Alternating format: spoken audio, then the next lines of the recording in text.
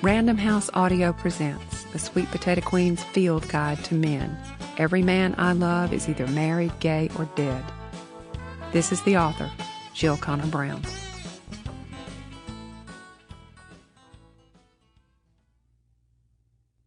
Getting started. Every man I love is either married, gay, or dead. If being a mother is like being pecked to death by a duck, and don't we all know that's true, then being a wife or girlfriend or somebody's significant other must be more like, well, what is it like? How best to describe this relationship? As so often happens when I come up against a tough question, my thoughts turn to Daddy and his stock of growing up stories, and as usual, Daddy came through. As a young man, Daddy used to visit a certain bootlegger's establishment in Attala County, Mississippi. Since Mississippi was legally dry until 1968, everybody knew the local bootlegger and where to find him. The bootlegger's wife had a medium-sized monkey that she kept as a pet and doted on like it was blood kin. One day, when Daddy happened by to make a purchase, for medicinal purposes only, I imagine, Mr. Bootlegger was nowhere to be found, but Mrs. Bootlegger shouted through the screen door that Daddy should come on in and she'd help him. No sooner had Daddy crossed the threshold than something dropped from the sky, actually the sill above the door, and landed with a very loud shriek, its little grabby hands and feet on the back of Daddy's young and tender neck. With no thought or planning whatsoever, Daddy reached up and back, grasping whatever it was and flinging it as hard and fast as he could against the far wall. The first time he actually saw his assailant was when it landed smack against the wall in a sort of plastered-out spread-eagle position. Then it slid silently down the wall, leaving a pitiful trail of urine to mark its descent. It was, of course, the monkey. Well, needless to say, much weeping and wailing and gnashing of teeth ensued from Mrs. Bootlegger and also from the monkey as soon as he roused himself. Daddy thought it best to flee the premises post-haste without pressing further his own desire for a drink, although, truth be told, the incident had considerably heightened the urge. What, you may well ask, does this have to do with the issue at hand, that being relationships between men and women? Over the course of my own personal love life, I have played the role of the innocent and unsuspecting one, bounding goofily along, happily trusting that all was right with the universe and fully expecting all my needs and desires to be fulfilled, only to be blindsided by something singularly unpleasant and often life-altering, the metaphorical flying monkey, if you will. I've even been the monkey, too, once or twice.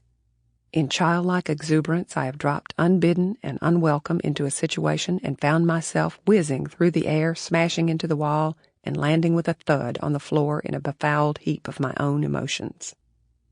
With no small degree of shame, I must also admit to putting myself, maybe without malice, but certainly not without a forethought, into situations I had no business being in, and, karma being what it is, received the much-deserved wall-flinging and then some.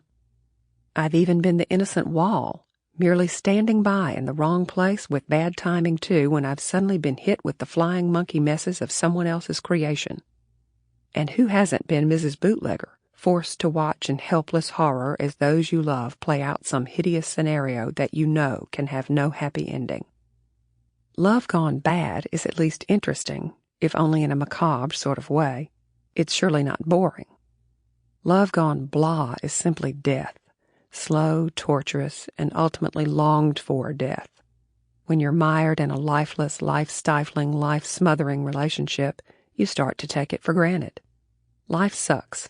Always did, always will, and so you're just hunkered down enduring this relationship. As far as I know, nobody's handing out prizes, tangible or otherwise, for endurance of life its own self. In my experience, if you ignore your life, it will pretty much ignore you right back. I reckon the universe figures why should it bother sending you anything else if you hadn't got any more gumption than that. Prizes are handed out in a continuous stream, however, to folks committed to living. When you finally wake up and look around, you realize that your life has been so bad for so long, it's no longer even painful to you. And when you get yourself up on your hind legs and take action, you'll not only wonder how you stood your misery for so long, but you will ask that all-important question, why? Why did you bear that burden for so long when apparently you were wearing the ruby slippers the whole time? It doesn't really matter too much why, as long as you start clicking those heels together and devote a fair amount of time each day to grinning and looking around you. But what are you looking for? What are we all looking for? If it's love, the city animal pound is full of creatures literally dying to love you, and you can have all you can fit in your car anytime you want. No, it's not just love we crave. We're looking for another person to love, and equally important, to be loved by. One without the other just sucks, as in shit through a straw. And we can all testify ad nauseum to that, but no one has voiced our agony better than Casey Jones, the official songstress to the Sweet Potato Queens, when she recorded, "Every man I love is either married, gay, or dead." Casey sings many songs that perfectly describe many aspects of our lives, but we consider this one to be our anthem. Go now to sweetpotatoqueens.com to get your very own copy. Now, we happen to be heterosexual female types. Through no fault of or credit to ourselves, it's just the way we turned out, which is the way these things do happen, by the way. As such, we find that we personally are most interested in loving and being loved by heterosexual male types, and thus we refer in this book almost entirely to this particular branch of humankind. We are fairly sure, however, that the hoops we all jump through in the dance of love are pretty much the same, regardless of our orientation, and so we trust that you will instinctively make the necessary mental adjustments to the characters described herein. I mean, we all have to get ready to go to the dance and find a suitable partner when we get there. It doesn't really much matter who's dancing or how or with whom, now does it? Okay, so we're going to say here that the first step is to find the guy, the one who makes your heart beat a bit faster, your breath come a bit quicker, your knees wobble, your hands tremble, your mouth water, and the ultimate test of true love, or at the very least lust at first sight, the one who can make you lose your appetite. Oh my God, this is the holy grail of guys. I wish I could find one of these a month, but I don't have to tell you, they are as scarce as hen's teeth. That expression has always intrigued me on account of it implies that roosters do have teeth. It doesn't say scarce as chickens' teeth. It specifically singles out the hens as the ones being toothless. And then it always makes me think how funny chickens of both genders would look if they actually did have teeth. And then I think about the boyfriend of a friend who resembles nothing quite so much as a chicken with teeth. And by now, you can see why it's a good thing that I don't have a real job, because this is really and truly the kind of stuff I think about all day long, no matter what it is that I'm actually supposed to be doing. Okay, so we got to find the guy. Where to look? Well, honey, open your eyes. We are just covered up in guys. Seriously, they are absolutely everywhere. If you were a dead cat-slinging kind of gal, although I sincerely hope you're not, you simply could not do it without hitting multiple guys at every sling. Where do these sayings come from? It's maddening, I swear. If you're looking to buy china, do you go to the hardware store? Likewise, in relationships. If you want an intellectual, quit going to tractor pulls.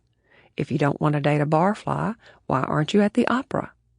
Married guys are not your best bet if you're looking for a long-term commitment.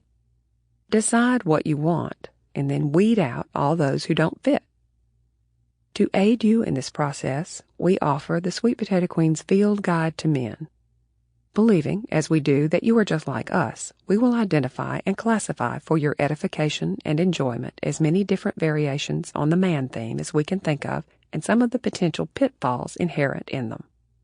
We hope this will help you decide what you want, even if it's by discovering what you don't want so that you end up with the right thing by default. When my good friend Janice Wright learned about this book, she heard the title spoken rather than saw it written, and the question that immediately popped into her somewhat less than virginal mind was, did she say field guide or feel guide? And what an excellent question that is. We purely love to feel men, some more than others, obviously. Feeling of men in general, just for sport, is highly entertaining for us, and for them too, we find. We have discovered that while in the gym, you can walk right up to a guy with a fabulous body and ask if you can feel of him, and his face will just light right up. I'd suggest doing this in groups of at least 2. You run the risk of creating a less than desirable impression if you do it solo, and besides, guys love an audience as much as we do. First, we survey the crop available at any given time for a while, and we try to reach a consensus on who we should feel of first. Sample complete. Ready to continue?